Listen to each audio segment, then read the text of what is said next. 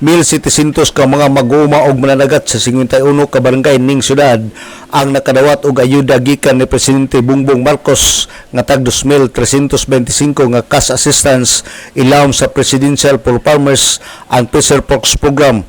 Kagahapong adlaw gipang-apod-apod ang maong cash assistance ngadto sa mga mag-uma o mga fisher folks pinaagi sa Department of Agriculture Region 10.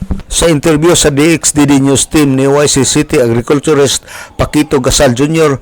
ngang maong cash assistance nga gidawat sa 1,700 ka mga mag-uma, ayuda kini sa mga mag-uma nga naapektuhan sa pagtaas sa presyo sa gasolina. Kanina siya katubitong sa nagtaas ang presyo sa krudo, sa mga gasolina na naapektahan man natong mga mag-uma god sa pamagi silang land prep.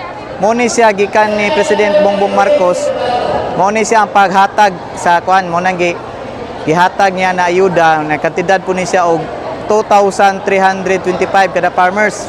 Oh, dinatibok ato farmers diri sa Farmers and Fisher Folks diri sa Ozami City is 1,700 ang makaabil ani.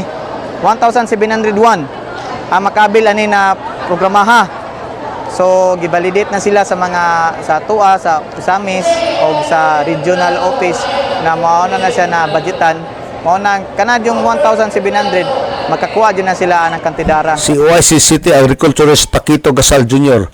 mapasalamaton si Gasal sa Department of Agriculture Region 10 nga mao nangunay pag-release sa maong mga ayuda ngadto sa mga mag-uuma. Alang sa DXDD Radio Campana, ang radyo sa simbahan, Duwali 45 Dudong Bergaminto, muduyog sa ika-75 nga jubileo sa simbahan sa Archdiocese sa Osamis Tanag, Sarakbayan.